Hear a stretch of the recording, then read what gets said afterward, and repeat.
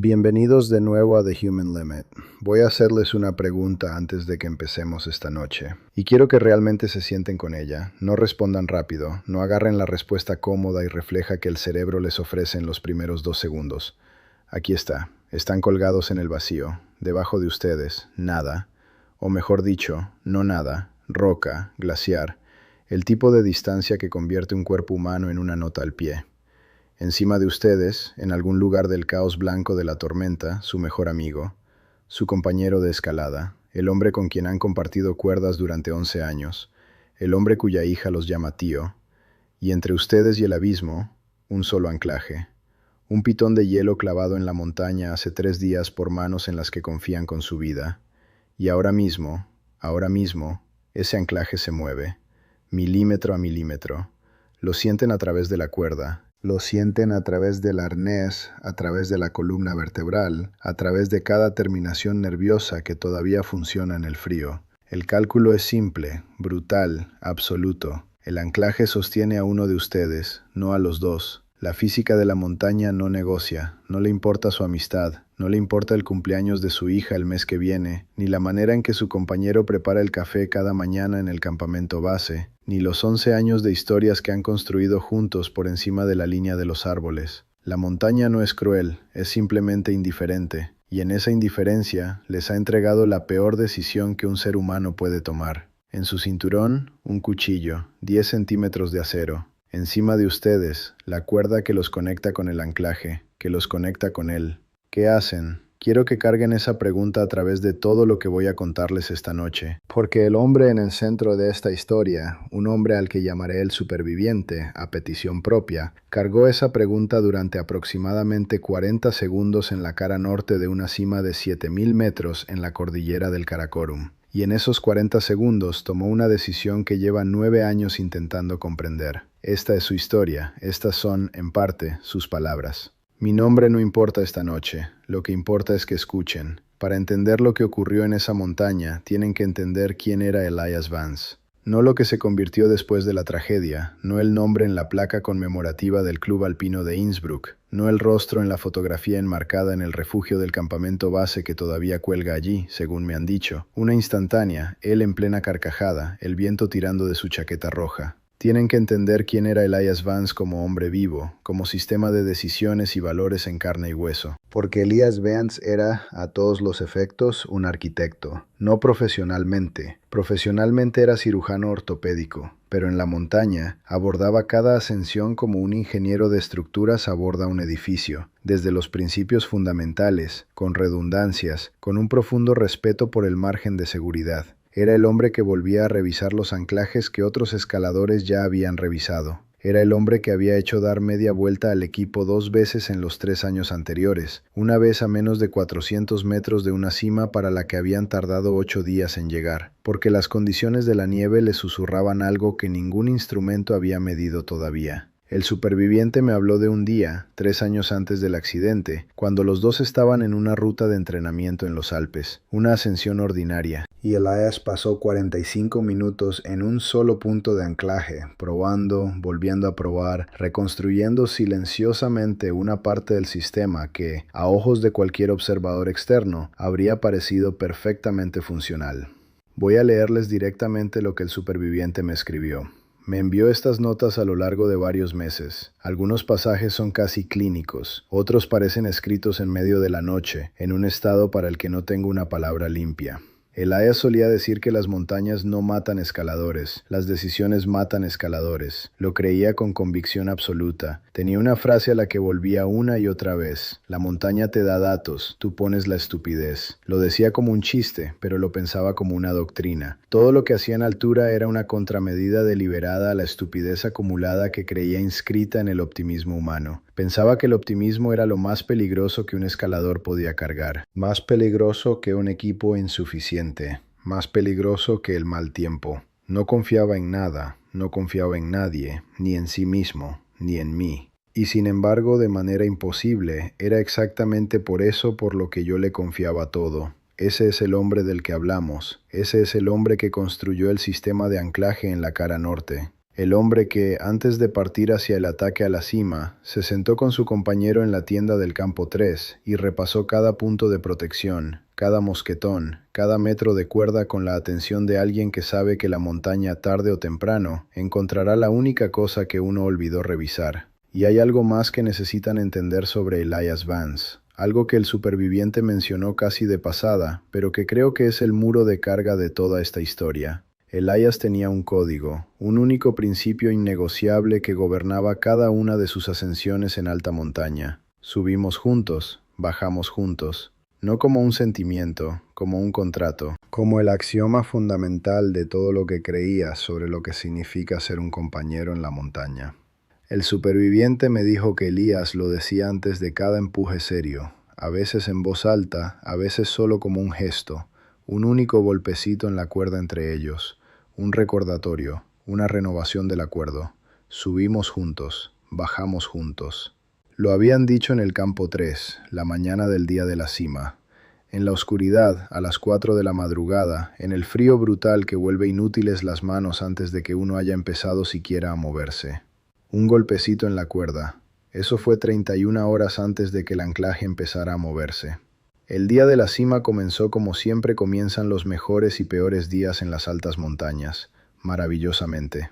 El Karakorum al amanecer, en altura, con tiempo despejado, es uno de esos espectáculos que la gente describe con la palabra catedral y lo dice en serio. La luz a esa altitud tiene una calidad difícil de explicar a alguien que nunca ha estado por encima de los 6.000 metros.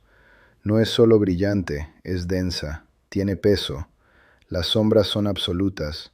El cielo sobre ustedes no es exactamente el azul que conocen desde aquí abajo. Es algo más oscuro, algo que insinúa el vacío que comienza a pocos kilómetros más arriba. Alcanzaron la cima a aproximadamente las 11:40 de la mañana. 11 años de compañerismo, para llegar a una cumbre en la que menos de 60 personas habían estado alguna vez. El superviviente me dijo que no dijeron mucho, se abrazaron brevemente, tomaron una sola fotografía, y entonces Elías hizo algo que el superviviente recuerda con precisión absoluta. Miró hacia el norte, estudió el horizonte durante un largo momento y dijo, en voz baja, «Tenemos que empezar a bajar». No, disfrutemos esto. No, lo logramos. Tenemos que empezar a bajar. El superviviente me dijo que también miró hacia el norte y no entendió del todo. El cielo allí se veía diferente, pero la diferencia era sutil. Una cierta planitud en la luz, un difuminado en el límite del campo visual, que podría haber sido neblina de distancia o podría haber sido otra cosa. Elías ya había empezado a moverse. La tormenta llegó a aproximadamente las 2:15 de la tarde, durante el descenso. En la literatura del alpinismo, las tormentas del Karakorum se describen en términos que parecen pertenecer a una categoría diferente de evento natural, a lo que la mayoría de nosotros entendemos como mal tiempo. No son tormentas que te mojan, enfríen e incomoden. Son sistemas de presión que reorganizan la atmósfera con una violencia que no tiene análogo en las tierras bajas. La visibilidad puede colapsar de despejada a cero en menos de 4 minutos. Velocidades de viento que los ingenieros de estructuras modelan contra el punto de fallo de edificios con estructura de acero. Caídas de temperatura que transforman la ropa empapada de sudor de aislante en conductor letal, extrayendo el calor de un cuerpo humano a un ritmo que el cuerpo simplemente no puede reponer. Estaban a aproximadamente 6.800 metros cuando los golpeó. El superviviente me lo describió, y aquí necesito leer sus palabras directamente, porque las mías son insuficientes para lo que él vivió. Vino del norte, tal como Elías lo había leído. Pero leer y vivir son dos cosas completamente distintas. Un momento podía ver 50 metros en todas las direcciones, luego 10 metros. Luego veía a Elías, 4 metros delante de mí en la cuerda, y nada más. El sonido era, no tengo la palabra adecuada, no era fuerte como lo es el trueno, era total. Lo reemplazó todo. Reemplazó el interior de mi cabeza. Recuerdo haber pensado, muy claramente, que ya no recordaba cómo se sentía el silencio. Y entonces la ladera se movió.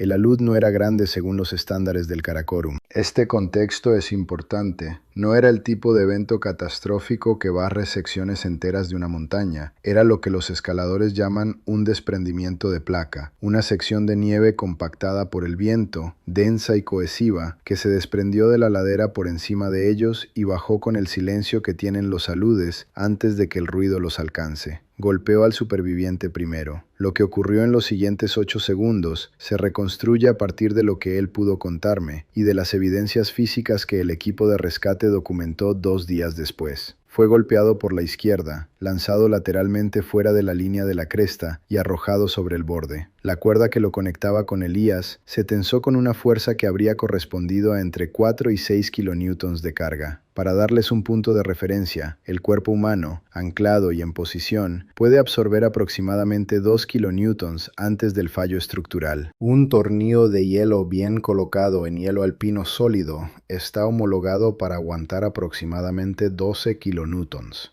El anclaje en esa sección de la ruta era un único pitón de hielo, 22 centímetros, clavado por el propio Elías, 3 largos por debajo de la cima, en hielo que había sido debilitado por las fluctuaciones de temperatura de las 48 horas anteriores. El sistema aguantó. Durante los primeros segundos, aguantó, y luego empezó a moverse. Necesito que entiendan la realidad física de lo que el superviviente estaba viviendo en ese momento, porque aquí es donde la dimensión moral de la historia se vuelve inseparable de la física, y para emitir un juicio justo, si juicio es siquiera la palabra correcta, necesitan estar en su cuerpo. Está colgado en el espacio abierto, su espalda da a la pared. No puede ver la roca o el hielo encima de él porque su cuerpo gira lentamente en la cuerda. Por debajo, a través de la ventisca, no puede ver el fondo, no porque no exista, sino porque la tormenta lo ha engullido. Está, en el sentido más literal posible, suspendido entre 2 incógnitas. Su pierna izquierda ya fue dañada en el impacto inicial. Me dijo después, con la manera clínica en que la gente describe lesiones que procesaron a posteriori, que en ese momento no entendió que estaba rota. La percibió como una especie de anomalía, un desalineamiento de señales entre su cerebro y su miembro, que su cerebro archivaba para referencia futura, mientras asuntos más urgentes ocupaban el primer plano. Encima de él, Elías. Al principio no podía ver su cara. La cuerda desaparecía en el blanco por encima de mí, y sabía que estaba allí porque la cuerda estaba allí. Pero durante un momento, se sentía más largo, pero debió ser solo un momento, no podía localizarlo como persona.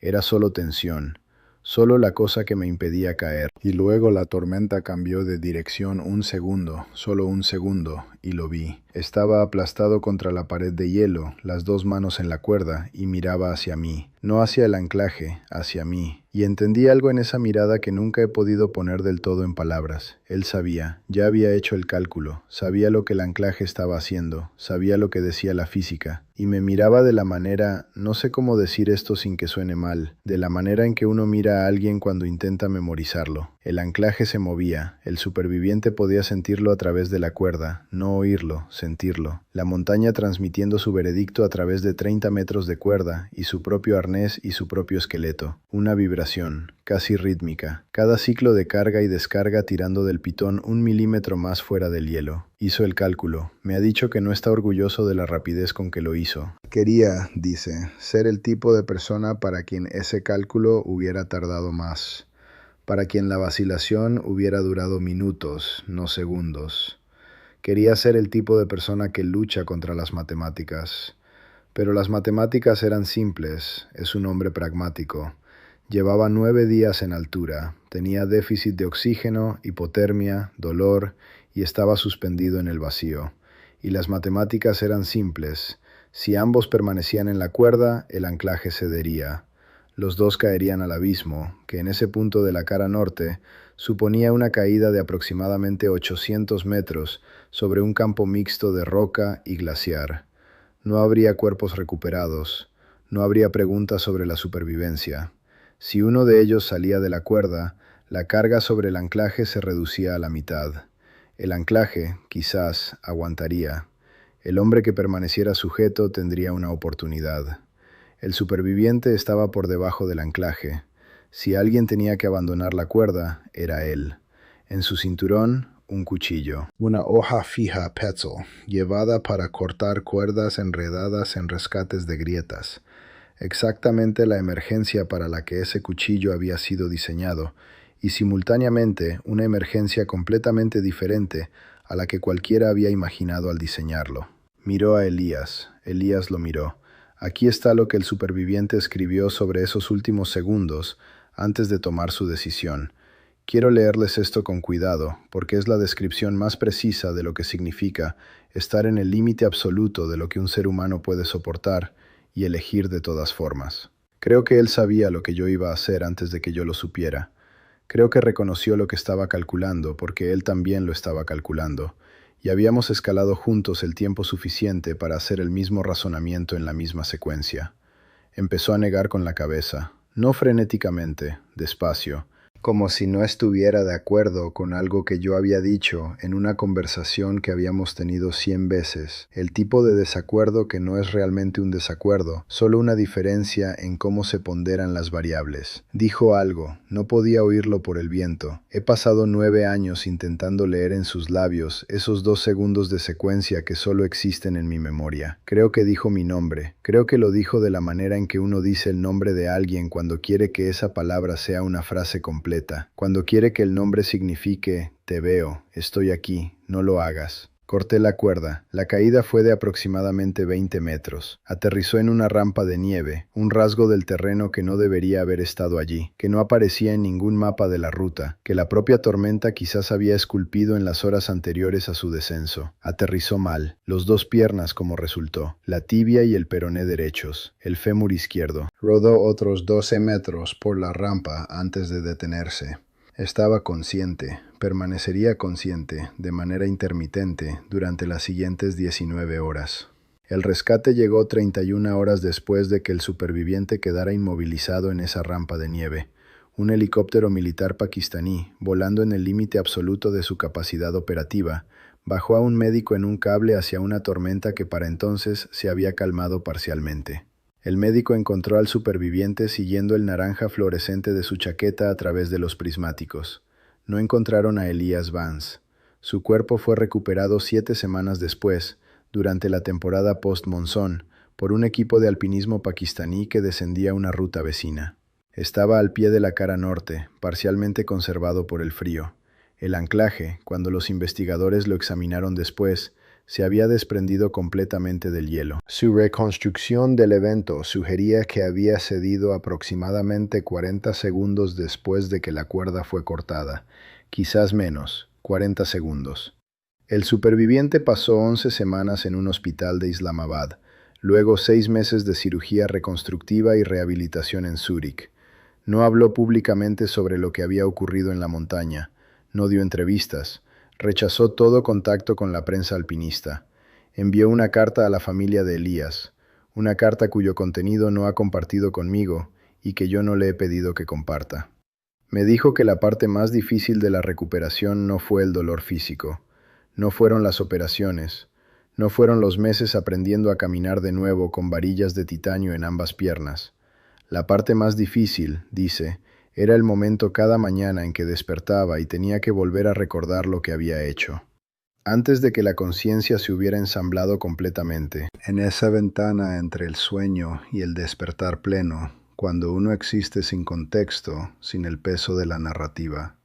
Dice que esos 3 o 4 segundos cada mañana eran la única paz que tuvo durante los primeros 2 años, y luego llegaba el contexto, y volvía a ser el hombre que había cortado la cuerda. Nos vimos en persona exactamente una vez, en un café en Ginebra, hace 9 meses. Me había contactado a través de un conocido común en la comunidad alpinista.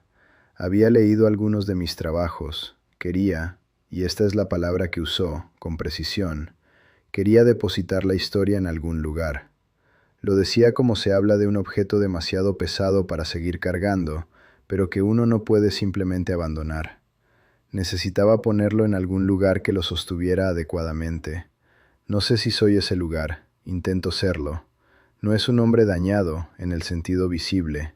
Es funcional, profesionalmente activo, conectado con personas. Tiene lo que, desde fuera, parece una vida. Me dijo que todavía escala, no en altura, sino en los Alpes, en rutas que describe como manejables. Dice que va en parte por las mismas razones que todos, y en parte porque quiere seguir entendiendo aquello de lo que fue parte en esa montaña. Quiere mantener una relación con ello. Dice que evitarlo sería otro tipo de traición. También me dijo algo al final de nuestra conversación en lo que he pensado cada día desde entonces. Dice que la gente, cuando escucha la historia, los pocos que la conocen, tiende a dividirse de inmediato en dos bandos. El primer bando dice: tomó la única decisión racional, sobrevivió. Eso es lo que significa sobrevivir. No se puede cargar culpa por la física. El segundo bando no dice nada, pero su silencio tiene una textura que él sabe leer. Y dice que ninguno de los dos bandos le ha ayudado jamás. Lo que busca, me dijo, no es absolución, no es condena. Busca a alguien que esté dispuesto a sentarse dentro de la complejidad sin resolverla, sin aplanarla en una lección, sin convertirla en un veredicto. Me miró desde el otro lado de la mesa y dijo: la decisión correcta y la decisión que permitía sobrevivir eran la misma cosa. Llevo 9 años intentando descifrar si eso significa que tuve suerte, o si significa que esas dos cosas son siempre lo mismo. Si la supervivencia es su propia forma de moral. Si la montaña, al hacer físicamente posible que yo sobreviviera, me estaba diciendo algo. O si la montaña era simplemente indiferente, y yo resultó ser el que seguía respirando. Cogió su taza de café, miró por la ventana, dijo: no sé cuál de las dos necesito que sea verdad. Llevo un tiempo haciendo esto, sentándome con historias que viven en el límite más extremo de la experiencia humana. Historias donde la gramática ordinaria del bien y el mal, de lo correcto y lo incorrecto, del valor y la cobardía, se derrumba. Donde esas palabras conservan su forma, pero pierden su contenido, como el hielo en el límite del deshielo, todavía blanco, todavía de aspecto sólido, pero incapaz ya de sostener peso. Esta es una de esas historias. No creo que el superviviente tomara la decisión equivocada. No estoy seguro de que el concepto de decisión equivocada sea coherente en esos 40 segundos, con esas variables, a esa altitud, en esa tormenta. El pitón de hielo confirmó su cálculo cuando se arrancó 40 segundos después. La montaña, en su indiferencia, verificó las matemáticas. Pero tampoco puedo decirles que tomó la decisión correcta, porque Elias Vance está muerto. Y Elias Vance era el hombre que había construido el anclaje, que había revisado todo, que había hecho dar media vuelta al equipo 2 veces en 3 años porque confiaba más en su propia valoración de la montaña que en la cima, que tenía un código, subimos juntos, bajamos juntos, y que murió, creo, todavía creyendo en él. Todavía negando con la cabeza, todavía diciendo un nombre al viento. He pensado mucho en lo que decía en esos últimos segundos. La cosa que el superviviente lleva 9 años intentando leer en sus labios desde su memoria. Creo que quizás no importan las palabras exactas. Creo que las palabras quizás eran un recipiente para algo que las palabras no pueden realmente sostener. La cosa que existe entre dos personas que se han confiado mutuamente sus vidas durante 11 años, que estuvieron, en el sentido más literal, conectadas la una a la otra en lugares donde esa conexión era lo único que se interponía entre la existencia y el vacío. ¿Qué se dice en ese momento? ¿Qué hace el lenguaje allí? Quizás nada. Quizás Elías ya había entendido que ese era el punto donde el lenguaje terminaba. Quizás negar con la cabeza no era una protesta contra la decisión. Quizás era un reconocimiento de la geometría de la situación. La manera en que uno podría negar con la cabeza ante un problema que solo tiene una solución, no porque se rechace la solución, sino porque no se puede creer que haya llegado a esto. O quizás era exactamente lo que parecía, un hombre diciéndole a su compañero: no, tiene que haber otra manera, siempre hay otra manera, bajamos juntos, aquí está a lo que sigo volviendo. El superviviente sobrevivió, está en Ginebra, o donde quiera que esté hoy, pensando los pensamientos que siempre piensa en el momento entre el sueño y el despertar. Carga el peso de una decisión que la montaña le entregó en una tormenta, sin su consentimiento, en 40 segundos. Y creo, lo creo sinceramente, que el peso en sí mismo es parte de la supervivencia, que el hecho de que no pueda soltarlo, de que no pueda llegar a un veredicto limpio, de que no pueda clasificarse en héroe o culpable, no es un fallo de su psicología moral, es su evidencia. Es la prueba de que entendió, incluso en esos 40 segundos a 6.800 metros, exactamente lo que estaba eligiendo. No solo vivir, cualquiera con un cuchillo y un anclaje que cede encima podría elegir vivir. Eligió saber. Eligió vivir con el conocimiento pleno de lo que vivir había costado. Cortó la cuerda y mantuvo los ojos abiertos. No sé si eso es valor, no conozco la palabra. Quizás The Human Limit es exactamente esto, el lugar donde nuestras categorías dejan de funcionar, donde la historia se niega a cerrarse, donde la persona que sobrevive no es el héroe ni el culpable, es simplemente el testigo, el que queda para cargar el relato, el que tiene que despertarse cada mañana y elegir, de nuevo, seguir existiendo dentro de la complejidad. Eso es lo que hace el superviviente, cada día. Ese es el límite humano. Gracias por escuchar, cuídense los unos a los otros.